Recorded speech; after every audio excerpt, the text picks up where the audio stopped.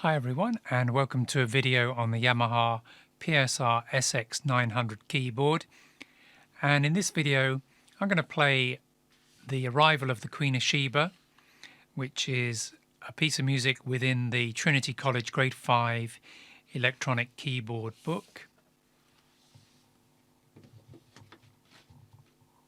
And when you're playing a piece like this, it's a good idea to just spend some time setting up the keyboard according to the instructions on the sheet music. So on the sheet music at the very top, just above the title, it asks for two voices. And the first of those voices is called Underheim, or if you haven't got Underheim, you can find one on your keyboard that's called Synth Lead. But on this Yamaha, we do have the Underheim sound, which sounds like this. A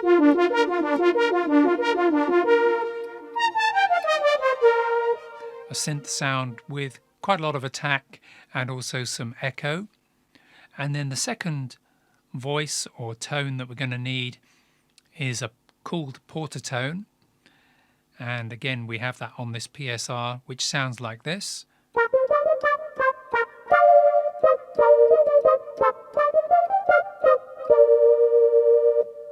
So I've set those up already. And then also in terms of style or rhythm, it's asking for a disco modern beat or a trip hop beat. I've actually gone for a Euro trance beat on this keyboard. And the A variation sounds like this. It's got a very steady bass drum beat which will help to keep in time. And the B variation sounds like this.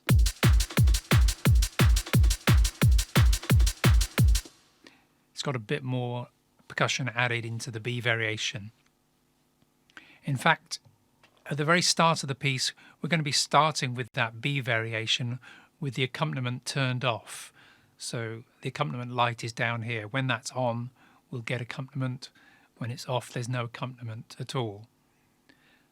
So at the very beginning of the piece, we want both hands to be working together.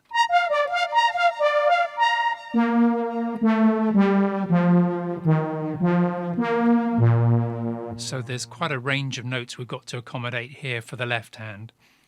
Once we move into the middle section of the piece, the accompaniment will come on, and now we've got chords happening in this left hand area of the keyboard.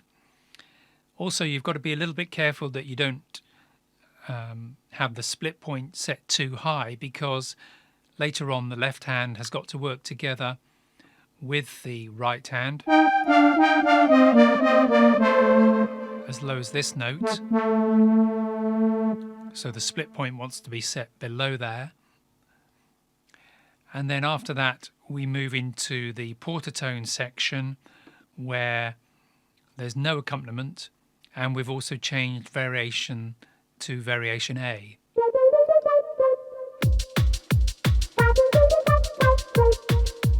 And so on. So I've set up some of these registrations, programmed them onto the keyboard, but I've also assigned a foot switch to switch between them. So if I just go to you probably can't see it on the screen, but there's a menu, and within that menu it says registration sequence, and you can sequence the order of the registration memory. So when I'm playing the piece, it's going to start with number 1 and then jump to 2 and 3. 1, 2, 3. And then after 3 it's going to go back to number 2.